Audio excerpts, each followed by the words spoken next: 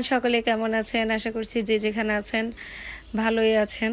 তো আমরাও বেশ ভালো আছি। আজকের ব্লগটা খুবই ইন্টারেস্টিং, কারণ হচ্ছে আজকে আমার মার বার্থডে। এই প্রথম আমার মা জীবনে এই ফার্স্ট আমার মা কেক কাটবে মার বার্থডেতে। তো বার্থডে এটা আমরা জানতাম না, আমার দিদিমণি ছিল, হঠাৎ করে মার কুষ্টিটা দেখা হয়েছে। তো এটার পর আমরা জানতে পারলাম হচ্ছে আজকে মার বার্থডে।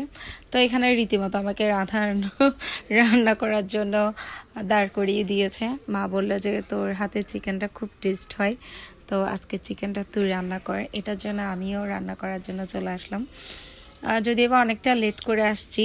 আর এবার কিন্তু খুবই একটা ব্যাপার বা বিষয় যে আমার খুবই খারাপ লাগছে, সেটা হচ্ছে আমি আমার মার বার্থডেতে আমি নিজের হাতে কেকটা বানাতে পারলাম না। কেকটা বানিয়েছে হচ্ছে আমার ভাইয়ের বউ, বানাতে পারিনি। এটার ফার্স্ট কারণ হচ্ছে বাচ্চাদের এক্সাম শুরু হয়ে গিয়েছিল, এটার জন্য আমি কেকের কোনো ক্রিম বা যা যা লাগে ওগুলো আমার কাছে ছিল না। আর এমনই হঠাৎ করে হয়েছে, আগের দিন জানতে পেরেছি, পরের দিনও বাচ্চাদের পরীক্ষা ছিল, এটার জন্য মানে আমি আর সব কিছু তাড়াহুড়ো করে আর অ্যারেঞ্জ করতে পারিনি। তো এখানেই তো আমার ভাইয়ের মেয়ে, এটা ও খুবই এক্সাইটেড, কারণ হচ্ছে ও ভাবছে কি ওর বার্থডে। পরে যখন কেকটা কাটছে অন্যজন, মানে মা কাটছে, তখন ও রিয়েলাইজ করতে পারলো যে আজকে ওর ঠাম্মির বার্থডে। তো এখানে জুতোগুলো আমি মাকে গিফট করেছি। আর আমার মাসি আছে এখানে, আমার সেজো মাসি, উনি আর আমার দিদিমণি শাড়ি গিফট করেছে মাকে। তো হঠাৎের মধ্যে কী বা নিবে, আর এটা ভেবে ভেবে ওরা শাড়িটা দিল, আর আমি জুতাটা মার্কেটে গিয়ে নিয়ে এসেছি। শুধু এটুকুই করতে পেরেছি, এর বাদে আর আমি কিছুই করতে পারিনি। তো এই যে এত সুন্দর একটা কিউট কেক দেখতে পাচ্ছেন, কেকটা বানিয়েছে হচ্ছে আমার ভাইয়ের বউ। আর এখানে পুরো যা কিছু সাজানো হয়েছে ব্যাকগ্রাউন্ডের জন্য, সব কিছুই সাজিয়েছে হচ্ছে আমার ছোটো বোন। আর এখানে আরও একটা ডেজার্টও করেছে আমার ভাইয়ের বউ, এই যে এটা ফালুদা বানিয়েছে।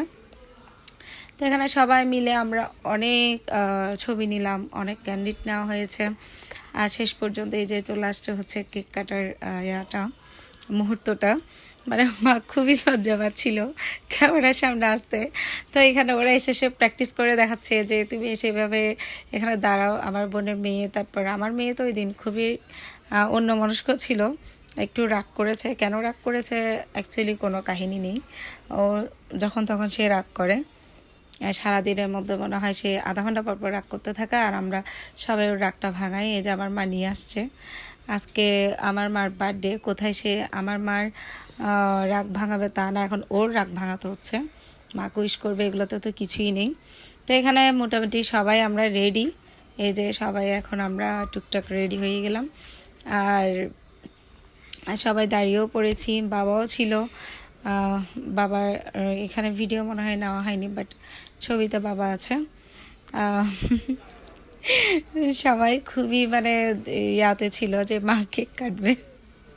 এই যে মা খুবই হাসছিল, এখানে আমার মেশো বার্থডে উইশ করছিল, আমার সেজো মেশো, এটার জন্য খুবই হাসছিল, কারণ হচ্ছে এতদিন ধরে বাচ্চাদের বার্থডে করেছে, এখন মার নিজের বার্থডে, এটার জন্য খুবই লজ্জাও পাচ্ছিল, হাসাহাসিও করছিল।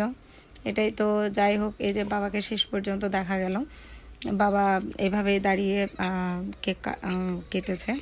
তো এই তো সেই মুহূর্তটা, কেক কাটার সেই মুহূর্তটা আসছে। তো এখন এখানে সকলেই দেখতে পারবেন যে মা কিভাবে লজ্জা পাচ্ছিল। Happy birthday to you, happy birthday to you, happy birthday, happy birthday, happy birthday to you. মামা ফুদাও ফুদাও, মা ফুদাও না।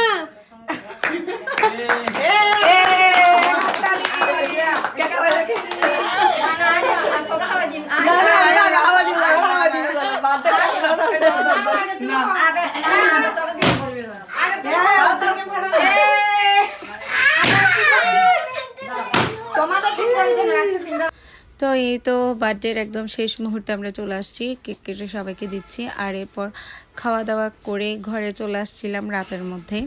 তো কেমন লেগেছে আমার মার বার্থডে ব্লগ জানাবেন, একদম জীবনের ফার্স্ট বার্থডে করেছে মা। তো যাদের ব্লগটা ভালো লেগেছে আমার বার্থডে ব্লগ, অবশ্যই লাইক করবেন, কমেন্ট করবেন। তো সকলে ভালো থাকবেন।